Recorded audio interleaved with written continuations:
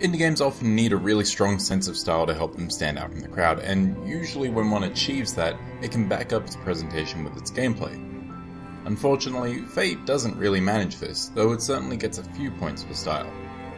Set in a mysterious wilderness, Fate puts you in control of one of the many strange life forms that make their home here. The game tasks you with communicating with various other odd creatures to explore more of the setting, though it's never really clear on why. The forest is being overrun by aggressive beings, but you're given little context as to what your role in all of this is, until the end, when literally nothing is made clear at all. Great. What is clear about Fe is just how striking its art style is. The stark contrast between solid dark tones and bright neon colours is certainly eye-catching, and the hard angles of many of the game's models feel suitably unique. The soundtrack, full of light synth and string arrangements, is soothing and atmospheric, giving players a world that feels easy to sink into and explore. However, the world never really offers a whole lot worth exploring. Aside from one or two areas that have significant visual changes, what starts as a unique and interesting style does get a bit boring after a while. I also found there's lack of variety made it incredibly easy to lose track of where you're supposed to be going at any given time. The constant frame rate dips also didn't help my enjoyment when trying to find the critical path.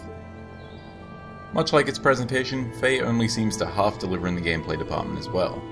As a platformer, it's disappointing that Fe's basic mechanics feel so sluggish and unresponsive. There's a slight delay on jumps which I found caused me to drop off platforms instead of actually jumping, and the hit detection when trying to grab a ledge was also unreliable in my experience. The game does offer you new mechanics every so often to open up more of the world, but very few of them change the way that you actually play. You learn to climb trees and glide, and these mechanics work well enough, but beyond that, every skill you learn merely opens up environmental mechanics that would be included in the early stages of any other platformer. Bounce pads and air boosts are about as complex as these world unlocking mechanics get, and they work fine for the most part, at least when compared to the clunky base mechanics. But I was surprised that nothing ever really got more difficult or interesting as the game went on. The furthest Fe deviates from its basic platforming includes singing to other animals to unlock abilities, which is admittedly a neat idea, and stealth sections, which are, well, boring. In keeping with the rest of the game, these stealth sections are simple and somewhat poorly implemented. You have to avoid being spotted by these Cyclops creatures or else they capture you, but there's no indication as to what makes them notice you, and losing their attention is as easy as moving to a slightly large bush and staying there for a moment. This results in slow, confusing sections where it's really unclear why anything is happening when it happens.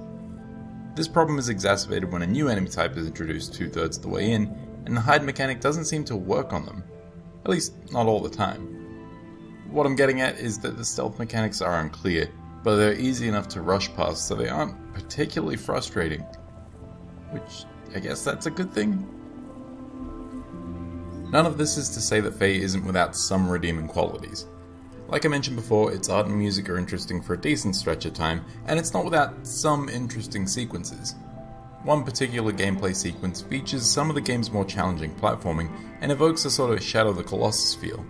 In addition to that, the lack of exposition or invasive tutorials in the larger game result in a lot of Fe's more quiet moments giving off an almost Journey-esque feeling of lonely wonder. Actually, upon reflection, Fe reminds me of Journey quite a lot, just with less varied environments, clunkier gameplay mechanics, and a narrative that I found hard to engage with. There are reasons to continue playing once you've finished the game, with collectibles scattered across the game world that unlock extra abilities, but when the result is having to play more of the game, it just doesn't seem worth it. After the first hour or so, I found myself getting bored, which is a shame because the bones of a really special experience are here. All it needs is some tighter core mechanics, more complex abilities to unlock, and a more engaging plot. I know I say that like making a game is easy, which it isn't, but what can I say? The game just isn't great. With all that said, Fe is mediocre.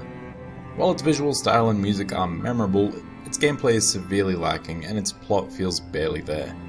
Fe may not be outright awful, but it's difficult to call it good. More than anything, I think it's just disappointing. The pieces of a good game are here, but it just comes off as average. Not broken, not outright bad, just bland.